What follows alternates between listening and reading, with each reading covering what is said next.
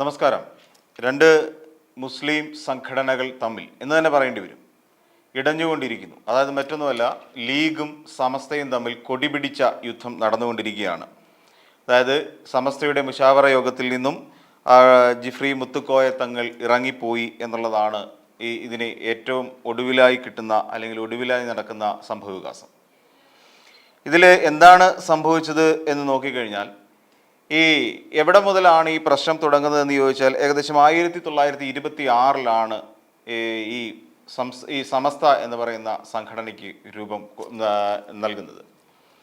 അപ്പം ഇതിൻ്റെ ഒരു പ്രത്യേകത എന്ന് വെച്ച് കഴിഞ്ഞാൽ, ഒരു കപട മതേതരവാദം ഉയർത്തിക്കൊണ്ടിരിക്കുന്ന എന്ന് തന്നെ പറയണം ലീഗ് ഈ സമസ്തയെ അപ്പാടെ വിഴുങ്ങുന്നതിനുള്ള ഒരു സംഭവം, അതായത് വിഴുങ്ങാൻ വേണ്ടിയുള്ള ശ്രമം നടത്തി.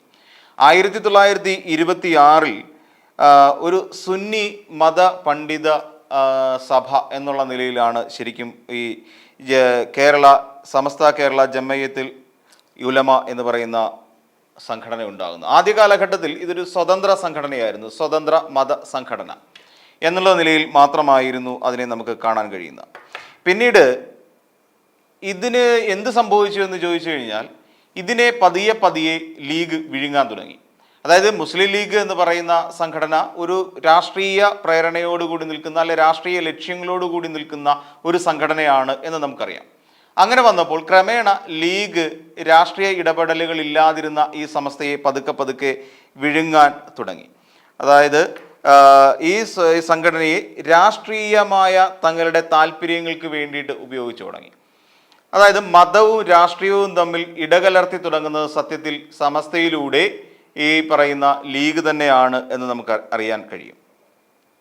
എങ്ങനെ സംഭവിച്ചു എന്ന് ചോദിച്ചു കഴിഞ്ഞാൽ, ഇതിൻ്റെ ലീഗുമായിട്ട് ബന്ധപ്പെട്ട ലീഗിൻ്റെ തലമുതിർന്ന നേതാക്കന്മാരായ മുഹമ്മദ് അബ്ദുറഹിമാൻ ബാഖഫി തങ്ങൾ, പാണക്കാട് പൂക്കോയ തങ്ങൾ ഇവർ രണ്ടുപേരും കൂടി ചേർന്നിട്ട് ഇതിൻ്റെ നേതൃത്വം അങ്ങ് ഏറ്റെടുക്കുകയും ചെയ്തു.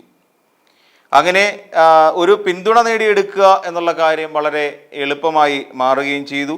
എന്നാൽ രാഷ്ട്രീയ വിഷയങ്ങളിൽ സമസ്ത നേരിട്ട് ഇടപെടാൻ പാടില്ല എന്നൊരു വിലക്കും, ഒരു അപ്രഖ്യാപിതമായ വിലക്കും കൂടി സമസ്തയ്ക്ക് മേൽ അടിച്ചേൽപ്പിക്കുകയും ചെയ്തു. അപ്പോൾ ഇങ്ങനെ സമസ്തയെ പൂർണ്ണമായും തങ്ങളുടെ രാഷ്ട്രീയമായ ഇംഗിതങ്ങൾക്ക് എന്ന് വെച്ച് കഴിഞ്ഞാൽ ഇസ്ലാമിക് അല്ലെങ്കിൽ ഈ സുന്നി വിഭാഗത്തെ കൂടെ തങ്ങൾക്കൊപ്പം നിർത്തുകയും അതിലൂടെ വോട്ട് നേടുക എന്ന് പറയുന്ന ഒരു ലക്ഷ്യത്തിലേക്ക് പോവുകയും ചെയ്തതോടുകൂടി ഈ ലീഗ് പൂർണ്ണമായും സമസ്തയെ വിഴുങ്ങി എന്ന് പറയുന്നതാണ് നമുക്ക് മനസ്സിലാക്കാൻ കഴിയുന്നത്. ഇപ്പോൾ പ്രധാനമായും ഒരു ഇടച്ചിലുണ്ടാകുന്നതിന് കാരണം നമുക്കറിയാവുന്ന പോലെ മുഹമ്മദ് ഫൈസി മുക്കം എന്ന് പറയുന്ന അതിൻ്റെ സമസ്തയുടെ നേതാവ് പാണക്കാട് സാദിഖ് അലി ശിഹാബ് തങ്ങളെക്കുറിച്ച് ഒരു പരാമർശം നടത്തിയതാണ്. അതിനൊരു ചരിത്രമുണ്ട്. അത് എന്തുകൊണ്ട് ഖാസിമാരായി ഈ പറയുന്ന പ്രദേശങ്ങളിൽ നിലനിൽക്കുന്നു, തങ്ങൾ കുടുംബം എങ്ങനെ വന്നു എന്ന് ചോദിച്ചു കഴിഞ്ഞാൽ നമുക്ക് ആദ്യം തന്നെ അങ്ങോട്ടേക്ക് പോകേണ്ടി വരും.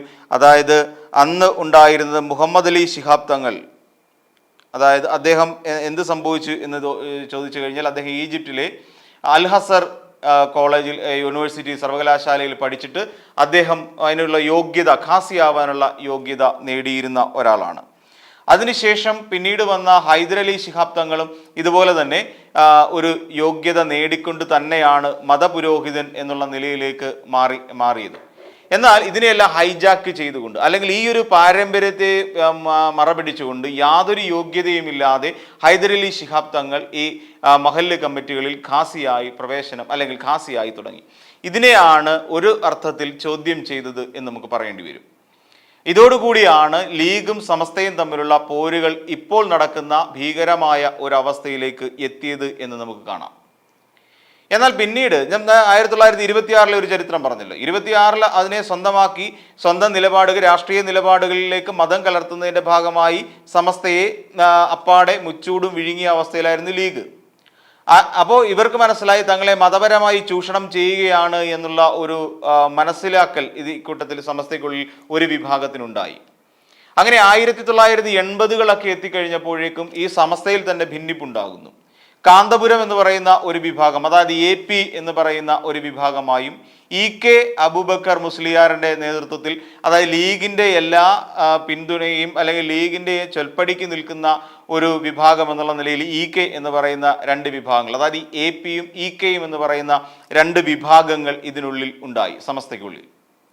AP എന്ന് പറഞ്ഞാൽ ഞങ്ങളെ മതപരമായി ആരും അങ്ങോട്ട് ഞങ്ങളുടെ കാര്യത്തിൽ രാഷ്ട്രീയ ഇടപെടലുകൾക്ക് ഞങ്ങളെ പ്രേരിപ്പിക്കരുത് എന്നുള്ള ഒരു നിലപാടിലേക്ക് AP എന്ന് പറയുന്ന വിഭാഗം വന്നു.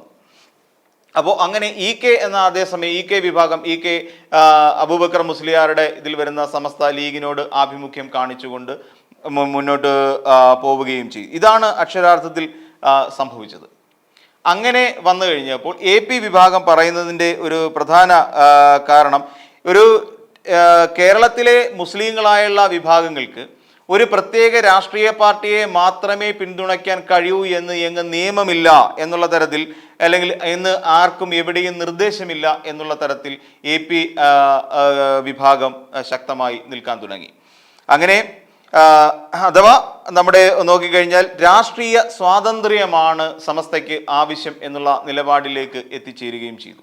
എന്നാൽ രാഷ്ട്രീയമായി ഈ പറയുന്ന പോലെ EK വിഭാഗം മുസ്ലിം ലീഗിൻ്റെ എല്ലാ ചിന്തകൾക്കും അനുസരിച്ച് നിൽക്കുകയും ചെയ്തു എന്ന് നമുക്ക് മനസ്സിലാക്കാൻ കഴിയും.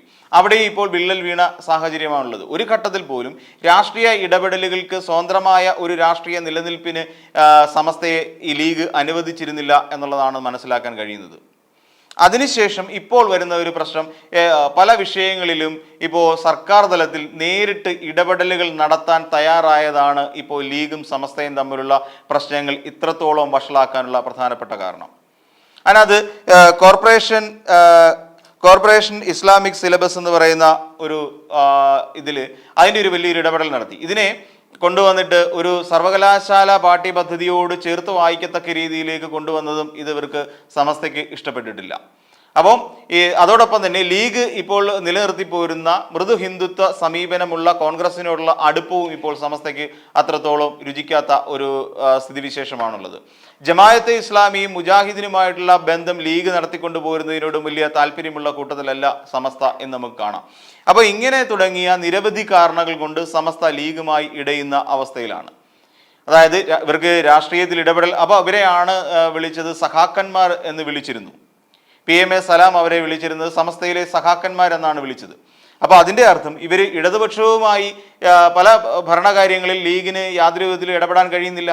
ഒന്നാമത്തെ കാര്യം ലീഗ് ഇപ്പോൾ ഭരണ തലപ്പത്ത് എങ്ങും ലീഗിൻ്റെ ഒരു പൊടി പോലും കാണാനില്ല. നമുക്കറിയാം, കഴിഞ്ഞ 2 ഭരണക്കാലമായി ഇടതുപക്ഷം മാത്രം ഭരിക്കുന്നത് കൊണ്ട് തന്നെ UDF ഈ ഭാഗത്തൊന്നും എത്തിപ്പെടാത്തത് കൊണ്ട് തന്നെ UDFിൻ്റെ പ്രധാന ഘടകകക്ഷിയായ മുസ്ലിം ലീഗിന് ഭരണത്തിനോട് താല്പര്യമുള്ള യാതൊരു മന്ത്രി കസേരയും ഇല്ല എന്ന് യാഥാർത്ഥ്യം.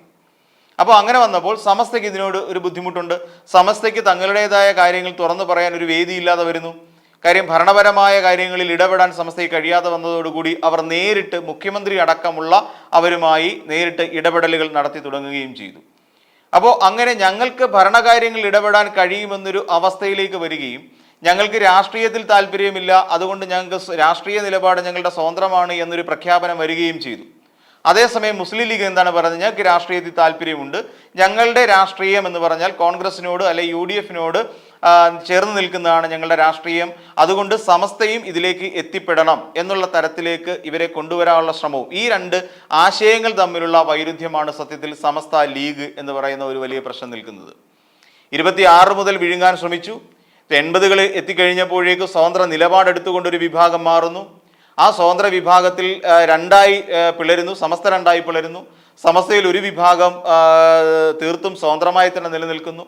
രണ്ടാമത്തെ വിഭാഗമായ EK വിഭാഗം ലീഗിനോട് ആഭിമുഖ്യം കാണിച്ച് മുന്നോട്ട് പോകുന്നു. പിന്നീട് ആ വിഭാഗത്തിനും ഇവരോട് എതിർപ്പ് തോന്നി തുടങ്ങുന്നു. അപ്പോൾ ഇങ്ങനെയുള്ള ചില കാര്യങ്ങൾ കൂടിച്ചേരുകയും കോൺഗ്രസിൻ്റെ മൃദു ഹിന്ദുത്വ സമീപനമാണ് എന്നവർ തിരിച്ചറിയുകയും ചെയ്തു സമസ്തയിലെ ഒരു വലിയ വിഭാഗം. അപ്പോൾ അതും കൂടി വന്നതോടുകൂടി ലീഗുമായുള്ള തർക്കങ്ങൾ ഏറെക്കുറെ പൂർത്തിയായി എന്ന് തന്നെ പറയാം. ഇനിയും മുന്നോട്ട് ലീഗിന് സമസ്തയുടെ മേൽ യാതൊരു ആധിപത്യവും പുലർത്താൻ കഴിയില്ല. ഇപ്പം ഇദ്ദേഹം ഉമർ ഫൈസി മുക്കം ഉന്നയിച്ചിരിക്കുന്ന ആരോപണം, അവർ പറയുന്ന കാര്യം എന്ന് വെച്ചാൽ ഇതിന് മുൻപുണ്ടായിരുന്ന ഖാസിമാർക്ക് അതിൻ്റെതായ യോഗ്യത ഉണ്ടായിരുന്നു.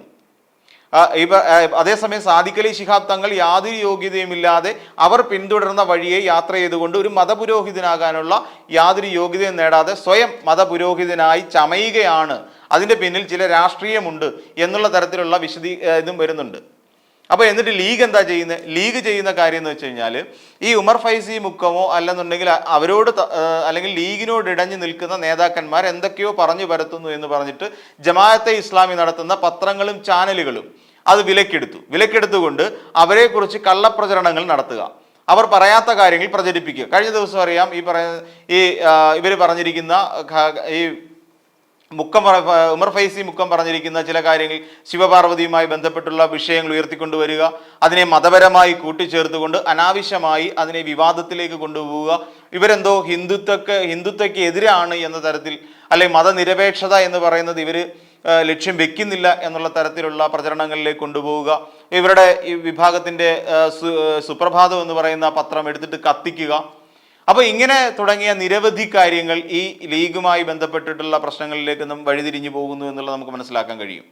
അപ്പം ഇങ്ങനെ ഒരു ഇടത് ചായ്വ് കാണിച്ചു തുടങ്ങിയ സമസ്തയെ ഇപ്പോൾ എന്ത് വില കൊടുത്തും കൂടെ നിർത്തുക, അല്ലെങ്കിൽ അവരെ ഒതുക്കുക എന്നുള്ള ഒരു പ്രധാന ലക്ഷ്യമാണ് ഇപ്പോൾ ലീഗിനുള്ളത്. ലീഗ് പുലർത്തുന്നത് തികച്ചും രാഷ്ട്രീയ നേട്ടത്തിന് വേണ്ടിയാണ് എന്നുള്ളത് ഒറ്റ വായനയിൽ തന്നെ നമുക്ക് മനസ്സിലാക്കാനും സാധിക്കും. അപ്പോൾ എന്തു തന്നെയാണെങ്കിലും ലീഗ് സമസ്ത വിഷയം ഇങ്ങനെ കൊടുമ്പിരി കൊണ്ട് മുന്നോട്ട് പോയിക്കൊണ്ടിരിക്കുകയാണ്. മുഷാവറ യോഗങ്ങൾ പണ്ഡിത സദസ്സായി തന്നെ നിലനിൽക്കണം എന്ന് തന്നെയാണ് അവരുയർത്തുന്ന ആവശ്യം. അതുകൊണ്ട് തന്നെ ഏതാനും ദിവസങ്ങൾക്കകം തന്നെ ഈ ലീഗും സമസ്തയും തമ്മിൽ ഒരു വഴിയാകും. അതായത് ലീഗിനെ ഉൾക്കൊള്ളാൻ കഴിയാത്ത, ലീഗിൻ്റെ യാതൊരു കാര്യങ്ങളും അംഗീകരിക്കാൻ കഴിയാത്ത സ്വതന്ത്ര നിലപാടിലേക്ക് പോകുന്ന സമസ്തയ്ക്ക് എവിടെയെങ്കിലും രാഷ്ട്രീയമായ അടിഞ്ഞേ മതിയാകൂ എന്നുള്ള ഒരു അവസ്ഥയുണ്ടാകും. അങ്ങനെ വരുന്ന സാഹചര്യത്തിൽ ഇപ്പോഴേ ഒരു ഇടത് സമീപനം വെച്ച് പുലർത്തുന്ന സമസ്തയ്ക്ക് ഇടതുപക്ഷത്തിനോട് ചേർന്ന് നിൽക്കാൻ വേണ്ടിയിട്ടുള്ള ഒരു ശ്രമം ഉണ്ടാകുമെന്നുള്ള കാര്യവും തീർച്ചയാണ്.